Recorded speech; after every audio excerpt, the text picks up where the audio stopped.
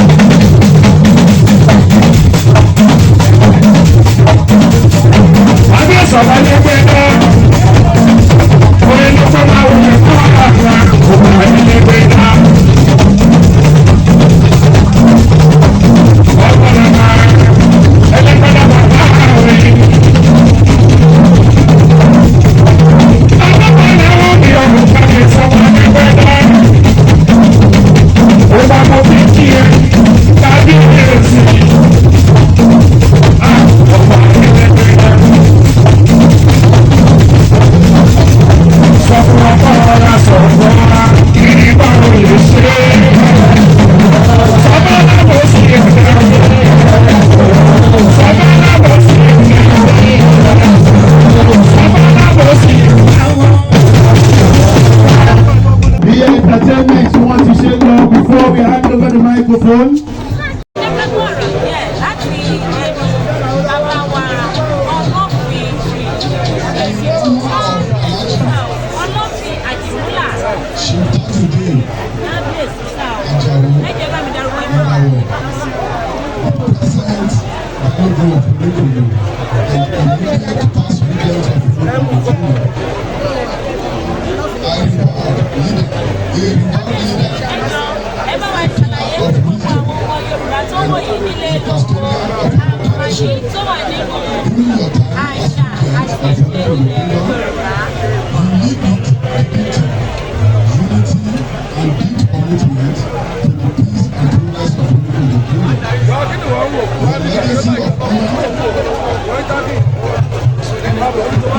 Your legacy of honor, courage, and service remains achieved in our heart.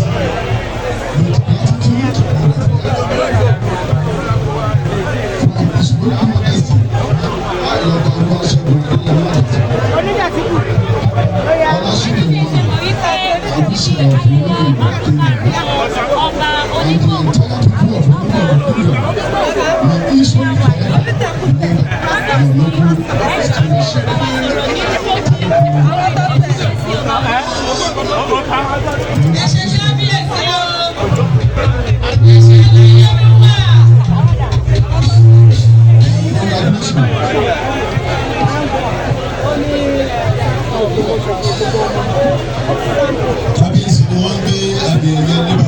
the former regent of Onigogo Kingdom, Kabiyesi, wọ́n ní ìbálòpọ̀ láàrin ọdún márùn-ún tó tó di náà torí àléfà. Bí mo tẹ̀ gbà fún pàṣẹ mi gbéṣu lọ́kàn mú òkú kọ.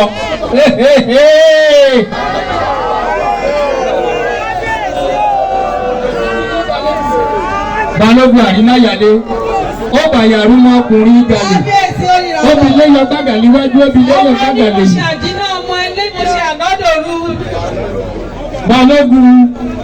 Balógun Àrímáyàlé Ọláṣídé Ọláṣídé àwọn ni wọ́n wà wájú kábíyèsí tí wọ́n wá ṣe bàbá kẹ́ẹ̀pẹ́. Balógun ibi ayẹyẹ ọdún karùn-ún kábíyèsí Royal Majesty ọba Olúwaṣẹ́gun Adéyẹmí Àjàsá àwíṣẹ́ wọn kábíyèsí náà wá ń dá a padà lẹ́sẹ̀kẹsẹ̀. Balógun wọ́n ní àwọn ò ní wá yín sí o wọ́n ní lọ́wọ́ ìyá àmọ́dún ẹ̀ tún jọ péjú sí ìdílé yìí lórí àlékún owó àlékún ọmọ àti tàlàáfíà. Ọláṣídé ó yẹ ẹ̀yà fọ́tò. Ọláṣídé ẹ̀tò a máa gbìjọ owó gbìjọ ọmọ ni. olórí ẹbí ó yẹ ẹ̀tò ẹ̀yà fọ́tò ẹ̀dúró lẹ́gbẹ̀ẹ́ kẹrin.